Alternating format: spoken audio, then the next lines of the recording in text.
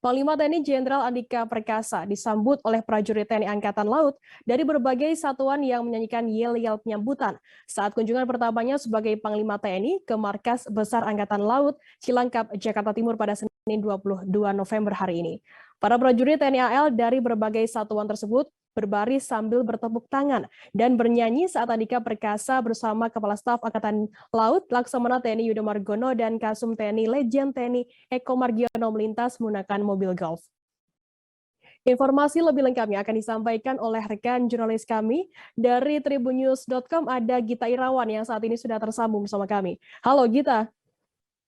Halo rekan Firda. Ya.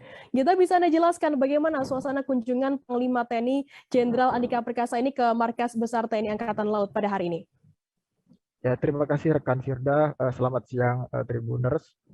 Bisa disampaikan tadi Panglima TNI Jenderal TNI Andika Perkasa tiba di Markas Besar Angkatan Laut, tepatnya di Gedung Utama sekitar pukul 9 pagi.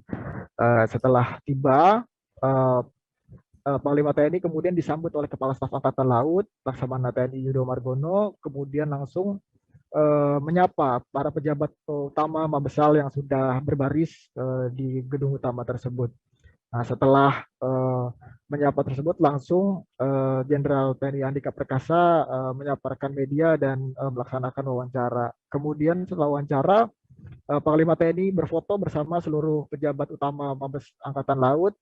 Baru setelah itu Panglima TNI didampingi oleh Kepala Staf Angkatan Laut dan Kepala Staf Umum TNI kemudian berpindah menuju ruangan gedung auditorium Mabes Angkatan Laut gitu ya. Nah, sepanjang perjalanan menuju Mabes Angkatan Laut tadi, para prajurit TNI dari seluruh satuan Angkatan Laut bertepuk tangan, bernyanyi menyambut kedatangan Andika sebagai Panglima TNI yang baru. Gita, saat ditanya terkait jabatan Pangkostrat yang saat ini kosong begitu, kemudian bagaimana tanggapan dari Andika Perkasa sendiri sebagai Panglima TNI? Ya, tadi Panglima TNI menyampaikan bahwa saat ini dia sedang merencanakan untuk menghadap Presiden Joko Widodo terkait jabatan tersebut. Rencananya Andika akan menyampaikan terkait dengan Wanjakti atau Dewan Kepangkatan dan Jabatan Tinggi TNI untuk segera memutuskan atau mengusulkan beberapa nama perwira tinggi TNI Angkatan Darat yang akan nantinya dipilih oleh Jokowi sebagai Pangkostrat yang baru, seperti itu.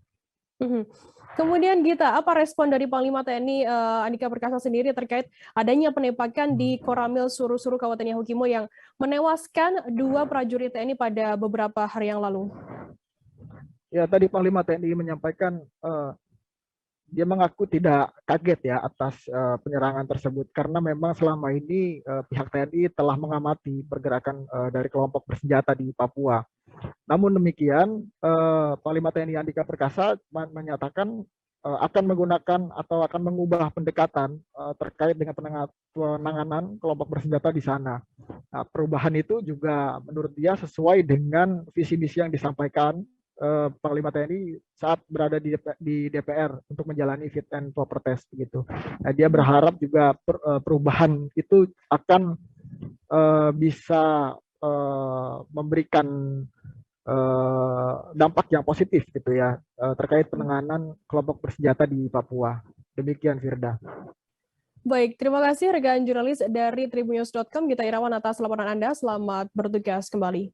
Hai pemirsa Sri Popo TV, jangan lupa komen, like, dan subscribe, serta tonton terus berita-berita terupdate lainnya ya.